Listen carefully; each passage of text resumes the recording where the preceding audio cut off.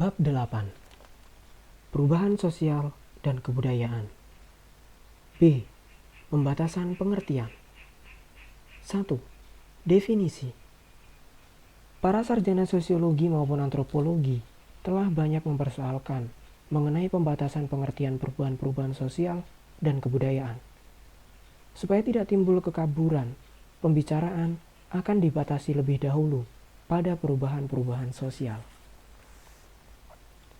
William F. Cockburn berusaha memberikan sesuatu pengertian tertentu, walaupun dia tidak memberi definisi tentang perubahan-perubahan sosial tersebut. Dia terutama mengemukakan bahwa ruang lingkup perubahan-perubahan sosial mencakup unsur-unsur kebudayaan, baik yang material maupun yang imaterial, dengan terutama menekankan pengaruh yang besar dari unsur-unsur kebudayaan yang material terhadap unsur-unsur imaterial. Kingsley Davis mengartikan perubahan-perubahan sosial sebagai perubahan-perubahan yang terjadi dalam struktur dan fungsi masyarakat. Misalnya timbulnya pengorganisasian buruh dalam masyarakat-masyarakat kapitalis, menyebabkan perubahan-perubahan dalam hubungan antara buruh dengan majikan yang kemudian menyebabkan perubahan-perubahan dalam organisasi ekonomi dan politik. MacIver lebih suka membedakan antara utilitarian elements dengan cultural elements yang didasarkan pada kepentingan-kepentingan manusia yang primer dan sekunder. Semua kegiatan yang diciptakan manusia dapat diklasifikasikan ke dalam kedua kategori tersebut di atas. Sebuah mesin ketik, alat pencetak, baik atau sistem keuangan merupakan utilitarian elements. Oleh karena manusia tidak menginginkan bahwa benda-benda tersebut secara langsung memenuhi kebutuhan-kebutuhannya, akan tetapi bahwa benda-benda tadi dapat dipakai untuk memenuhi kebutuhan-kebutuhannya tersebut.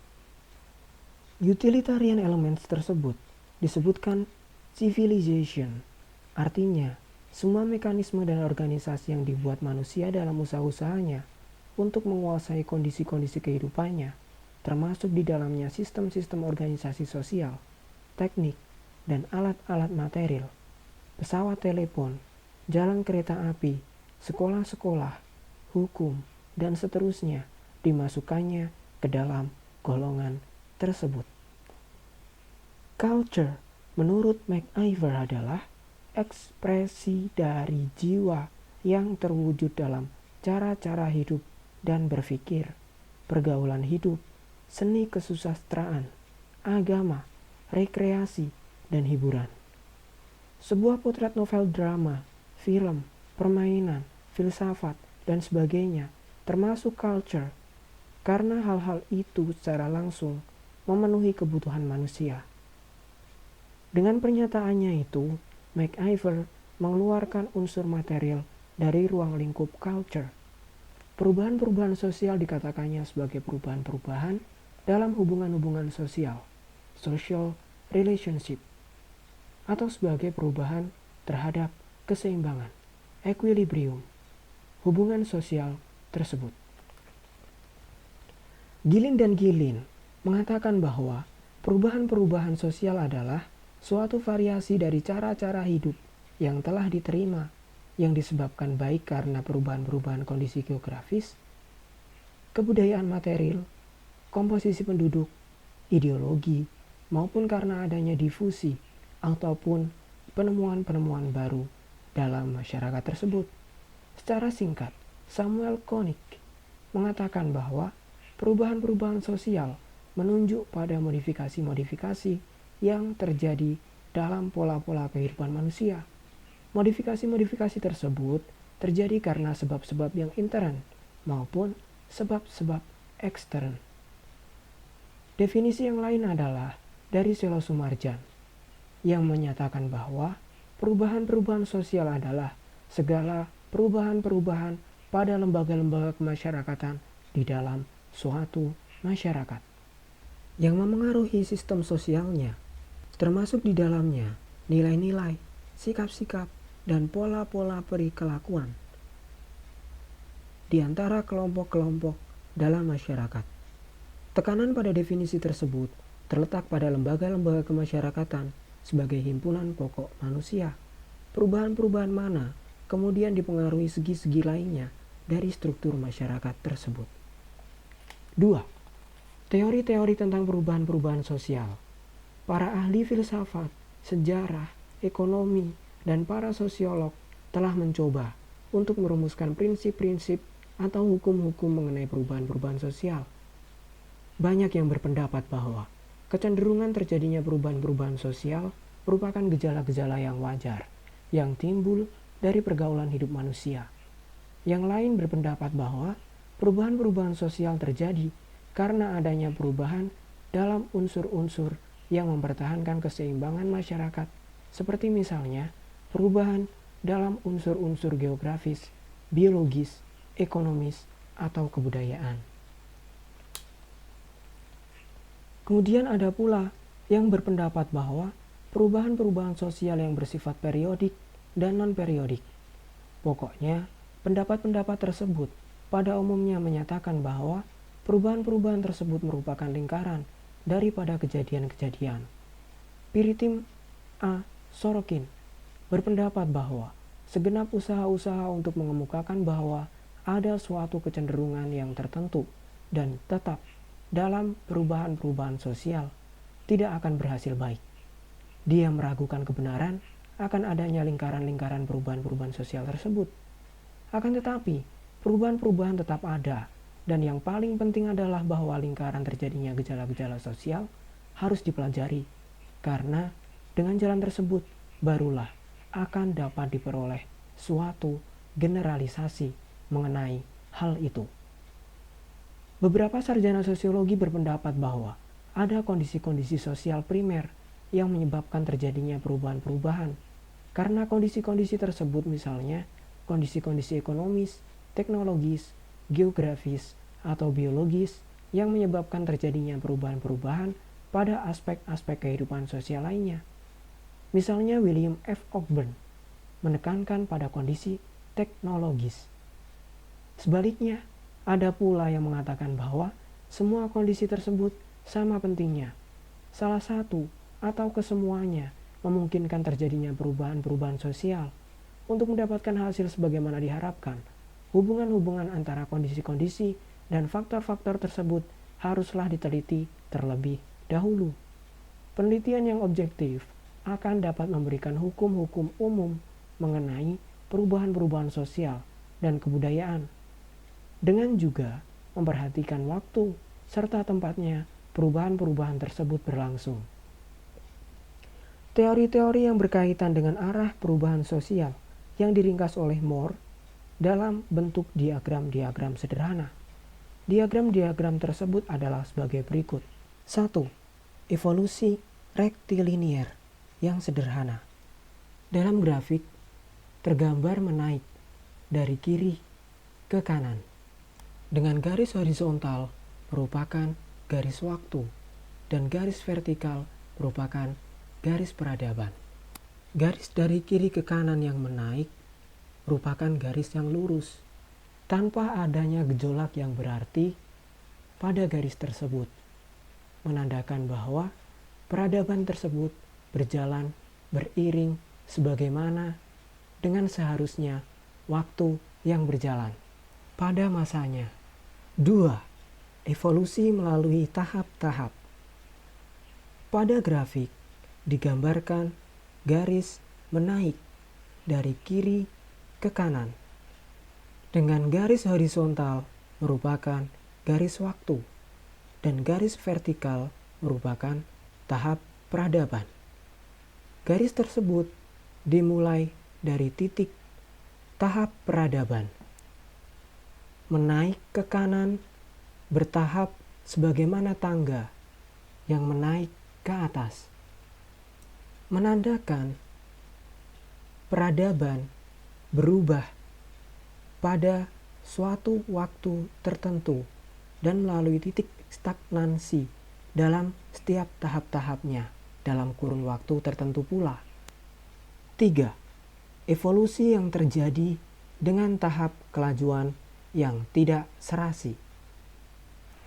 Pada grafik terdapat dua garis menaik. Salah satunya merupakan garis putus-putus yang merupakan garis equilibrium. Garis yang lain merupakan garis bergelombang. Acuan koordinat pada garis horizontal merupakan garis waktu dan garis vertikal merupakan garis peradaban. Yang menjadi fokus ialah garis bergelombang dari kiri ke kanan yang menaik ke atas.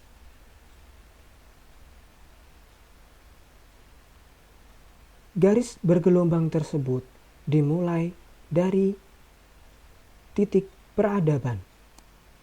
Garis tersebut membentuk sebuah gelombang dengan amplitudo bagian bawah menyentuh garis putus-putus sebagai garis equilibrium.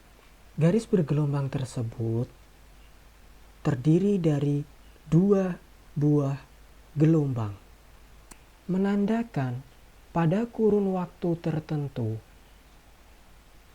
peradaban sesuai dengan waktunya, ditandai dengan dua amplitudo yang menyentuh garis putus-putus sebagai garis equilibrium dan tiga titik puncak amplitudo lainnya yang tidak menyentuh garis equilibrium, yaitu yang mengarah ke atas, menandakan bahwa peradaban pada waktu tersebut lebih maju dari yang seharusnya, sehingga evolusi yang terjadi tahap kelajuannya tidak serasi dengan waktu yang ada.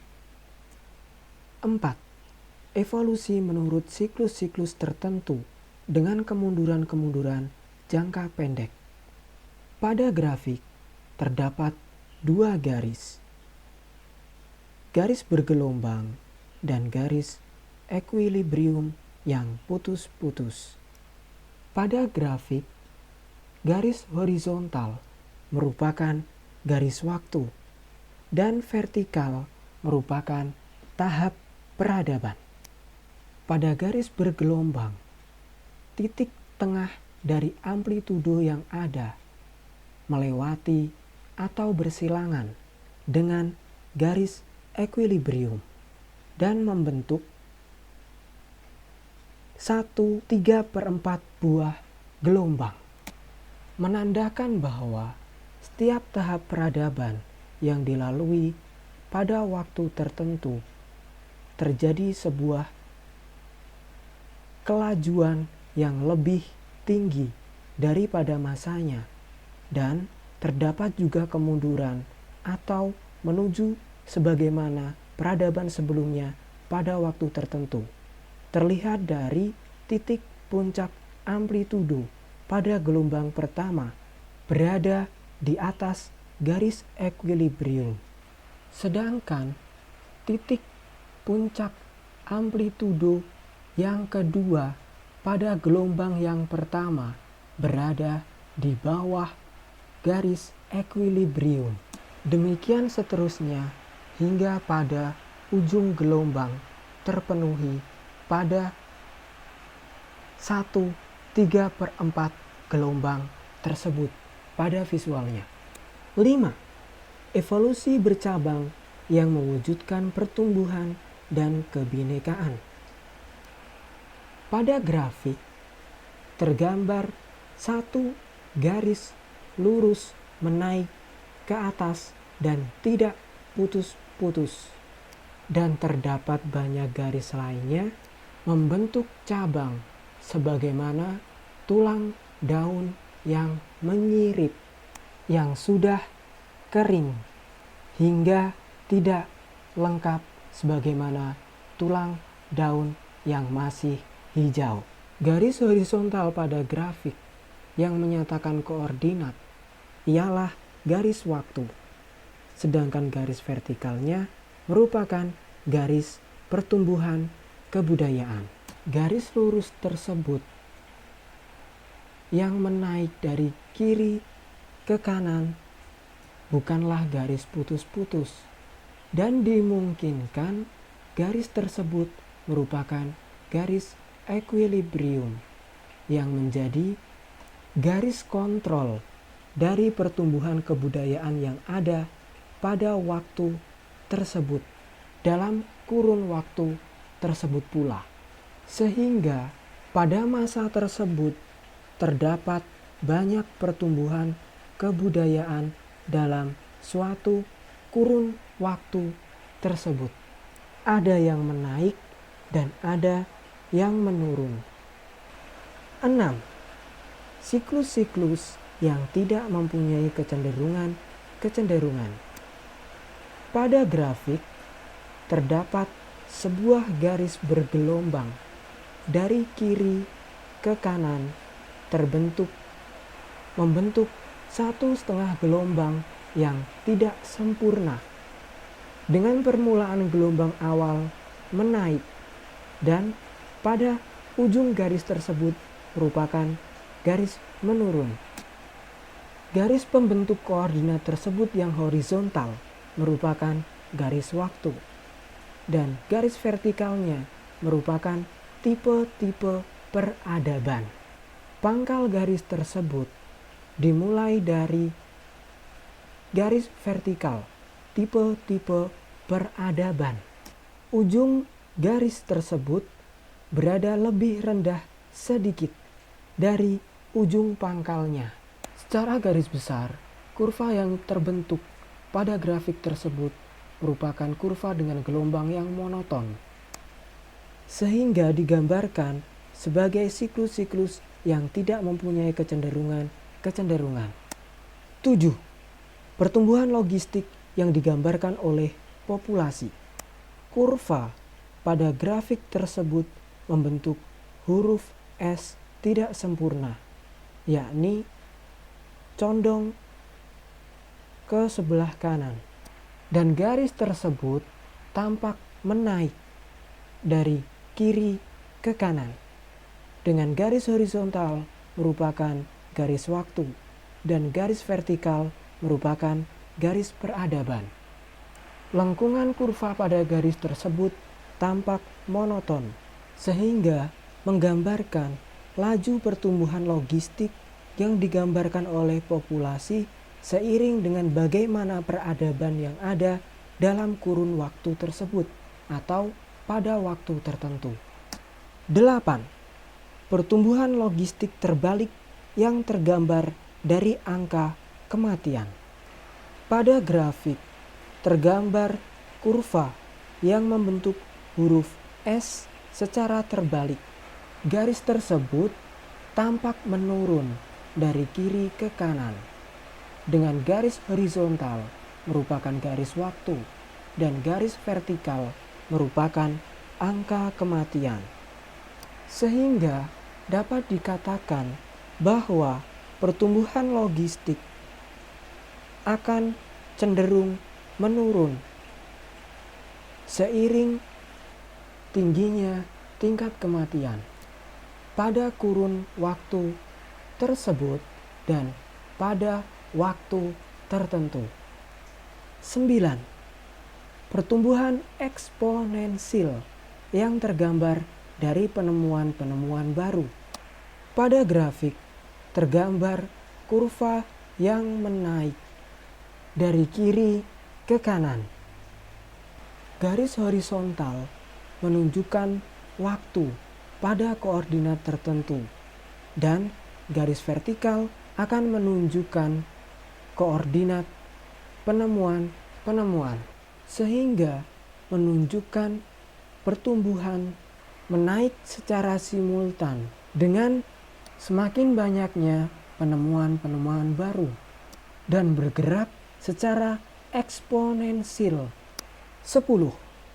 Primitivisme. Pada grafik menunjukkan sebuah garis yang menurun dari kiri ke kanan. Pada grafik yang horizontal menunjukkan waktu dan garis vertikal menunjukkan peradaban.